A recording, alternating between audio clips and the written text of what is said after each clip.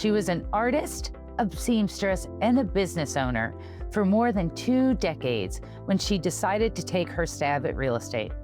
After a year and a half, it was clear that she wanted to shift to full-time, and she hasn't looked back.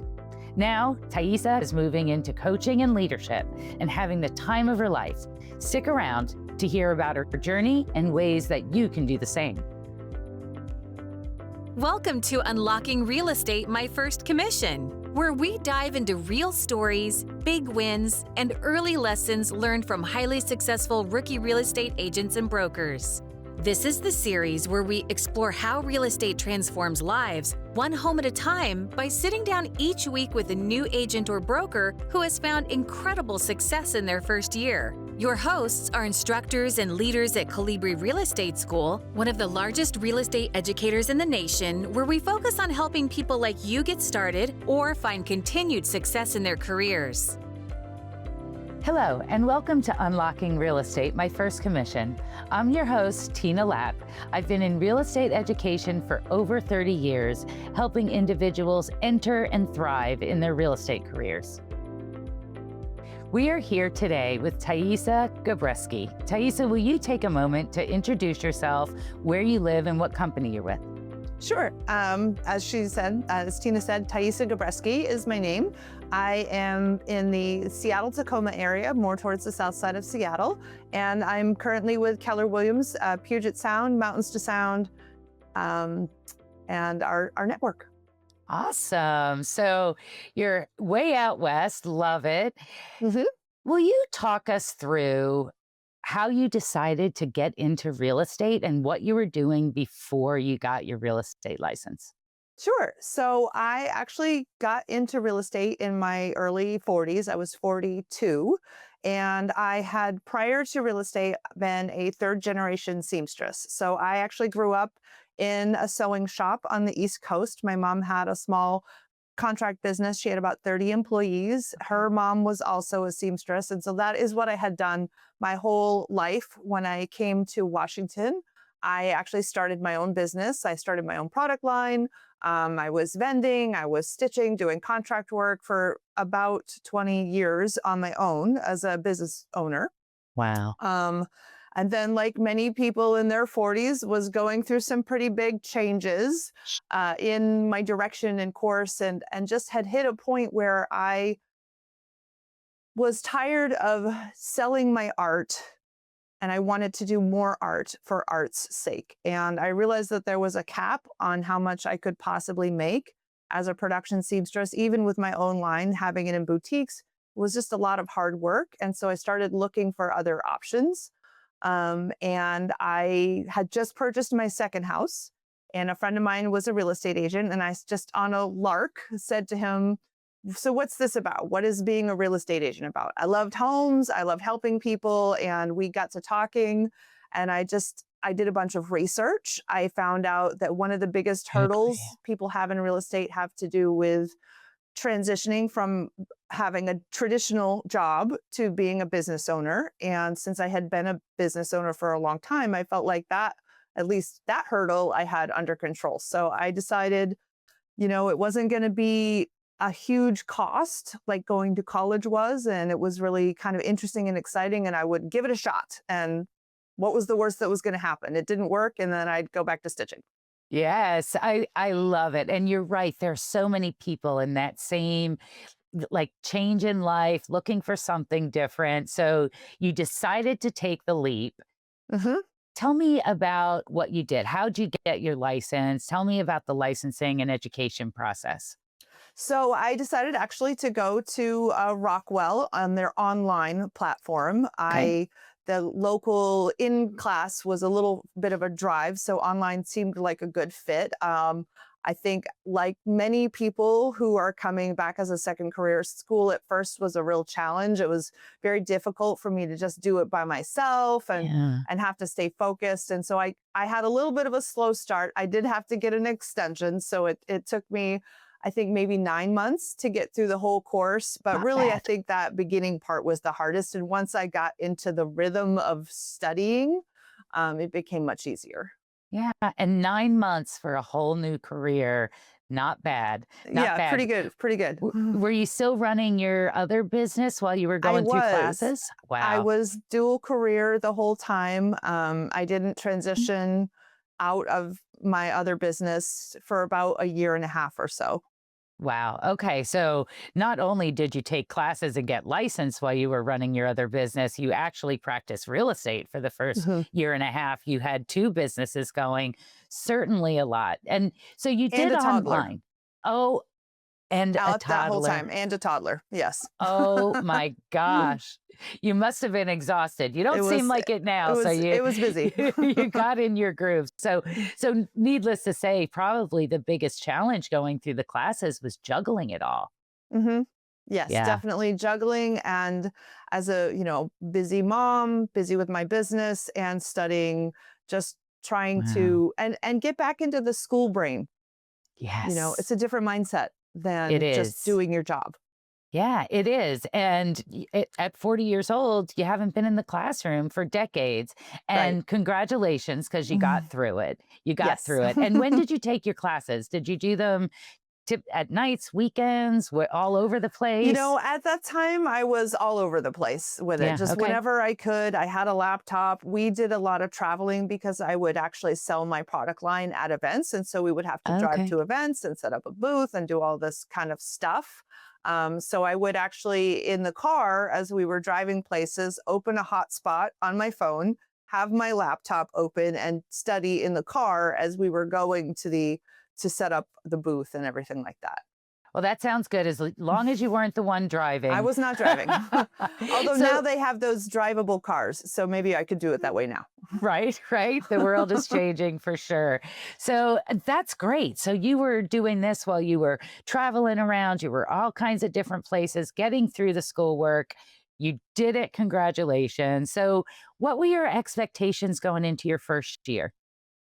I'll be honest, I really didn't even know what it was going to look like. Yeah. I didn't know where the leads were going to come from. I was a pretty big just leap of faith where I said, I'm just going to figure this out. We'll see how it goes. Just going to figure it out. And how Mhm. long after you were licensed did you close your first transaction? I had a client right away. I had been telling people the whole time I was in school that I was doing That's school and going to be great. getting my license. And so I Yeah. actually had a client lined up, ready to go when I got my license. And I think we closed right at about maybe 2 to 3 months in. We had to shop around for a while. It was pre-COVID, so the market Mhm. wasn't a crazy, crazy place. Yeah. Um, so we closed in about 3 months. That's fantastic though to get licensed. You're at your first closing table within 3 months. Unbelievable. And so when you got licensed and you're brand new, and I love that you were telling people while you were going through the process, like fantastic. How do you establish credibility? Or was that ever an issue for you establishing credibility as someone new to the industry? It was actually an issue for me. I had spent a long time working as an artist.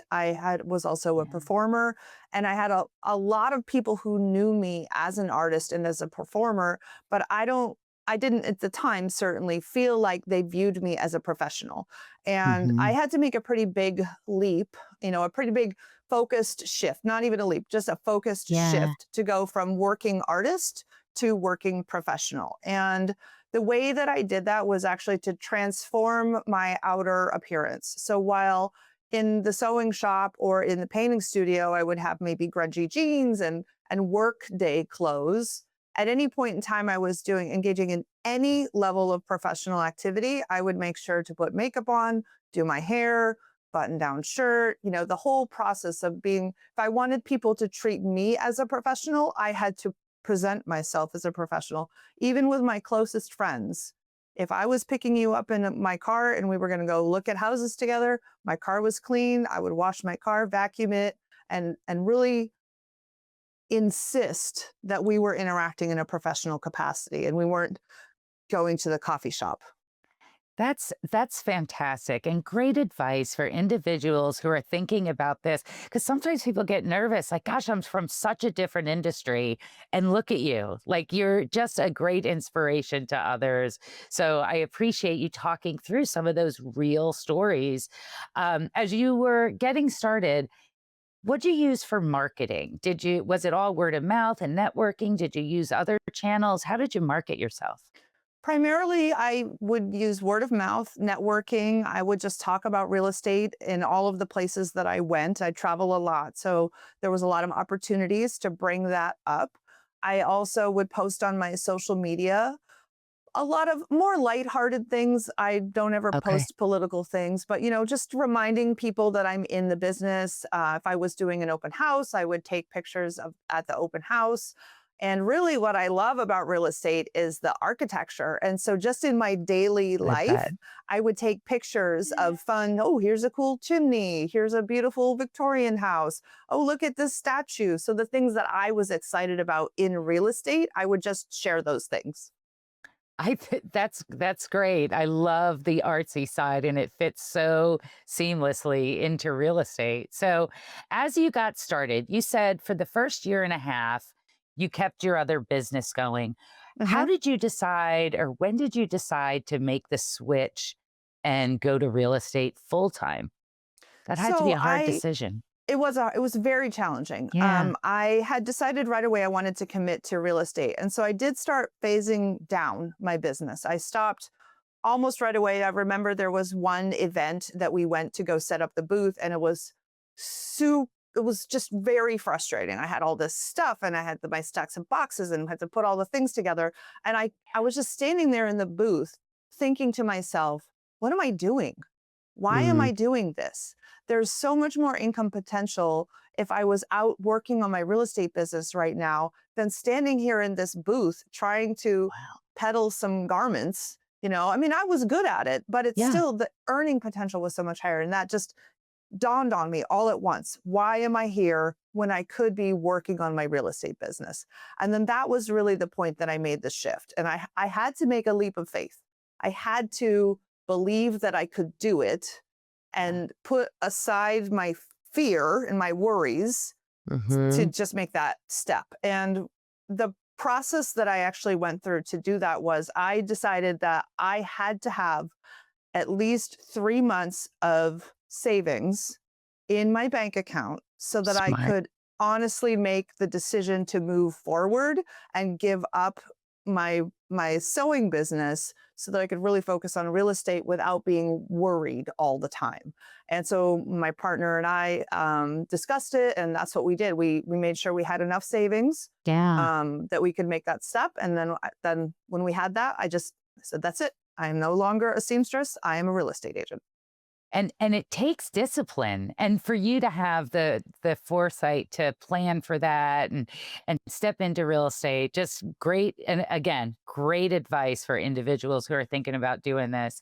And so during this time, what were the biggest challenges as far as your real estate business went? Was it learning the business? Was it finding clients? Was it understanding contracts? Like, what do you think was the toughest thing when once you went full time? Um, I feel like there were times when I just didn't know what to do. And I would go to the office, and this was before I was with Keller Williams. This was my first office. And I would go there, and everyone was really helpful and nice and wonderful people. But I didn't feel like I knew how to get the business. What Yeah. is the business? And it was just a big question to me. And I would kind of like just open my laptop and just do whatever, but it didn't feel like I was being productive. And especially having come from a background where, as a production seamstress, I would make a plan. I would go to sit down at my sewing machine. I would make 300 garments in a day, or, I was always very structured and planned. And to not know exactly how to build the business was challenging. That was very frustrating. I've always been good at contracts. I love contracts, but the building the what is a productive real estate agent was more, I think, an emotional question to me than a Yeah. structural question. I just didn't know how to do it. Yeah.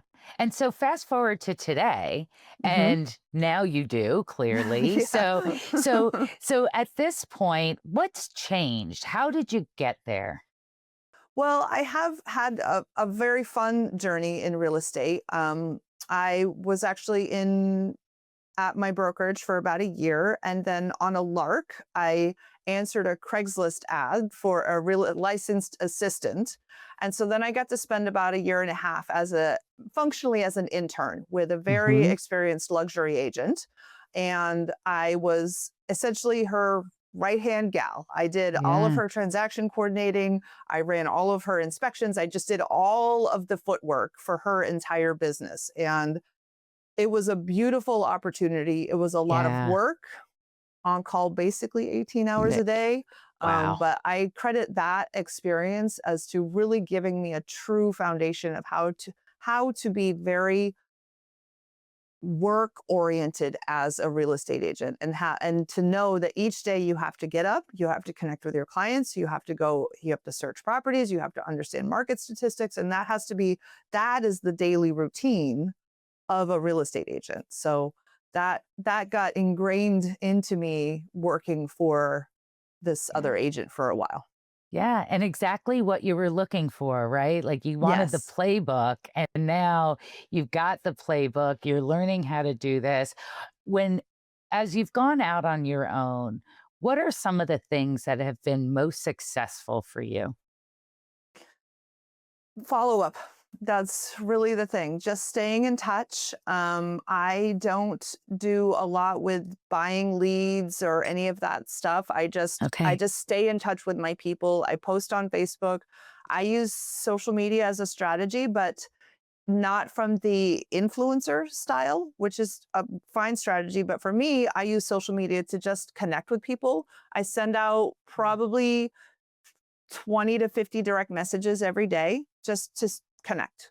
And it's not all about real estate, but I'm just staying connected. I'm paying attention. I make sure Yeah. that I'm not a secret agent. Everybody knows that I'm a real estate agent. I love that. No secret agents. That's perfect. You mentioned open houses. Did you utilize open houses much? I did some open houses, and I do believe they're a fabulous pillar for lead generating, especially to get in front of people who are actively interested in real estates. Yeah. But with my personality, I didn't find them to be a great fit for Yeah. me. You like the networking and I connecting like with the people networking. I directly. would much rather go Mhm. around my neighborhood and knock on all the doors and say hi and look at the flowers and pet the dogs and, that kind of thing than be sitting in one place. And so in your early years in real estate, did you have a mentor, a support system of people, or did that really come a little bit later? Because it sounds like that was a challenge for you early It on. was. And like I mentioned, my first brokerage was great. They were really nice, but I didn't feel in that first year I had a lot of enough structure to help me figure out what I needed to do in business. And it really was when I became the licensed assistant that was really the mentorship that I definitely needed to grow my Yeah. business really the way I wanted it to grow. I was Yeah. doing transactions before then, and I had several under my belt, and that was Mhm. fine. But the guidance of the pieces, how to put the pieces together, came in that second year. Yeah. Did you ever do any additional like education through either your prior company or your current company on like professional development or learning the business? Was that ever offered to you? Um, if it was offered, I might have missed it. I hesitate to say it wasn't offered because I Yeah. know we get a little overwhelmed as real estate agents at the beginning. But it Without really a doubt. wasn't until I joined Keller Williams that I started really truly shifting from a very entrepreneurial approach into a more purposeful and more business approach. Yeah. KW has a lot of opportunities for that here. And it's one of the things I love about this space in my office. Yeah, love that. And so if someone is interested in starting in real estate, would you recommend that they consider being a licensed assistant for a period of time before they go out on their own? Um, I actually don't think there are as many opportunities for that. Honestly, I think I really Yeah. got very lucky. Yeah. My suggestion actually is to go to a brokerage that is close, that you can commit to going into the office consistently several days a week so that you can interact with the other brokers and really plugging into the office that you join. Hmm. You can't do this alone. And if you just stay at home and zoom into a couple of meetings, it's going to be really hard. But if you're engaged Yeah. in the community that you choose to join, I think that that's really truly where the success can happen. Yes, yes, that's great advice. So, how do you maintain relationships with a client once you get one, maybe after a closing? Do you stay in touch with them? I do. We have, like many agencies, we have a customer relations management system that has smart plans and automated things like that. And the biggest one is the quarterly call plan. And so, whether or not I communicate with a particular individual over on the phone or over text or on social media, I put all of those people on the quarterly call plan. And when they pop up, I just either send them a direct message or I call them, whatever that relationship is.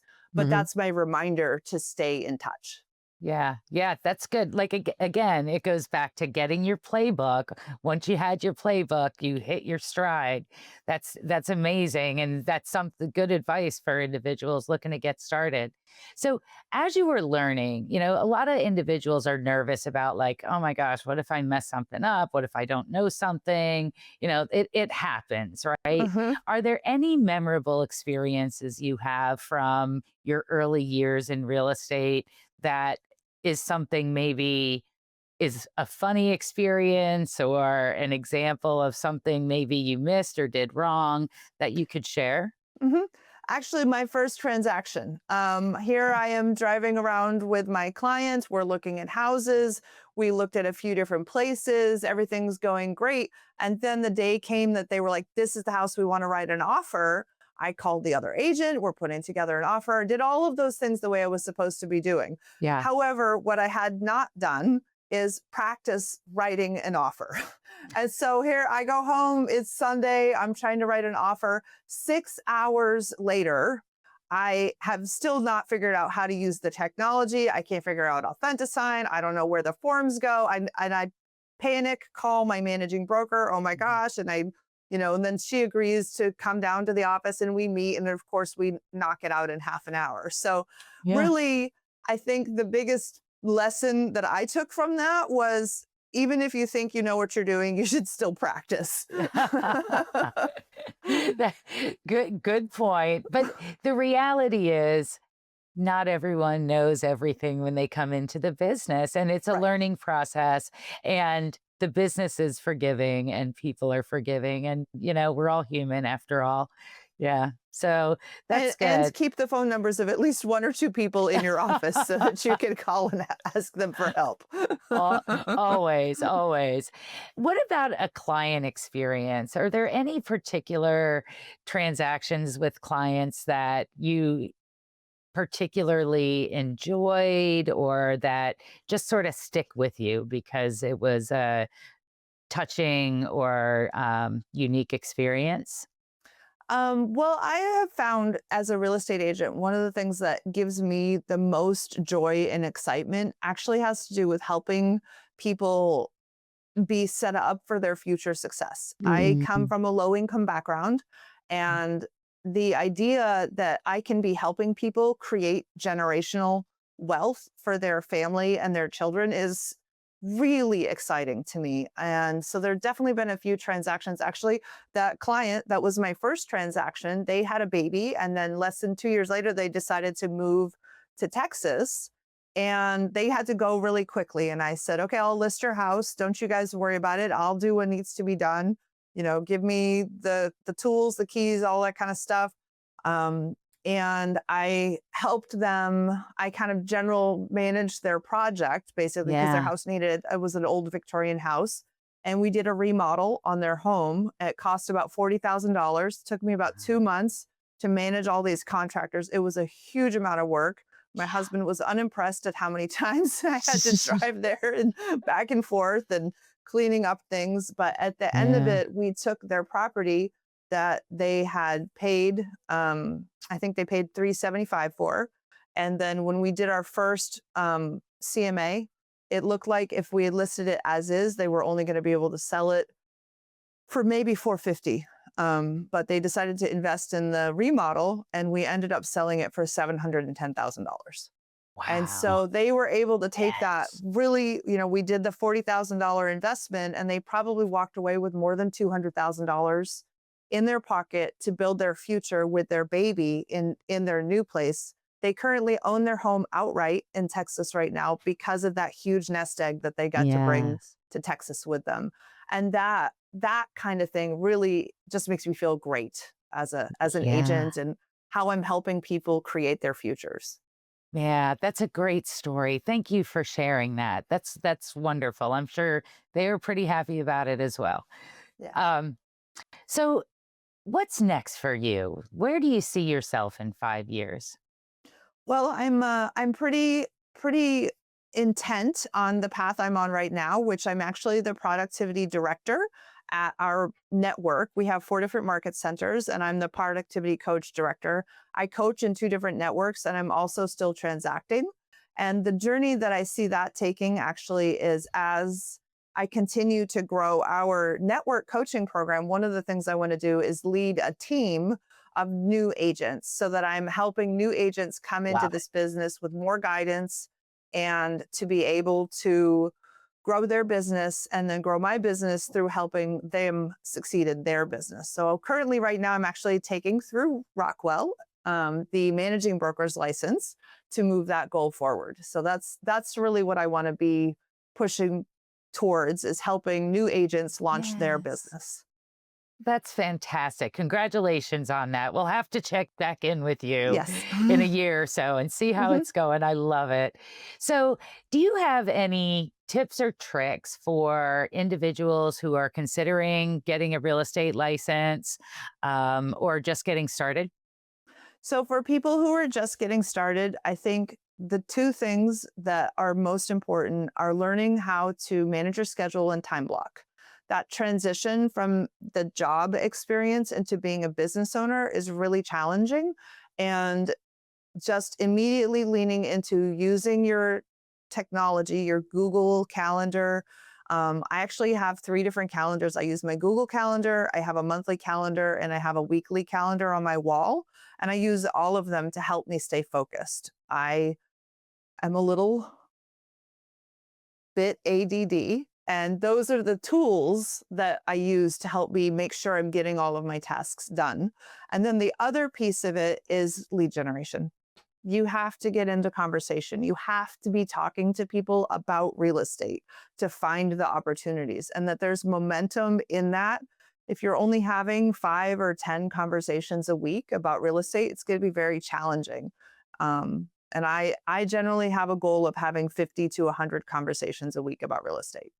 And those are the 2 biggest pieces. Do your conversations and stay organized.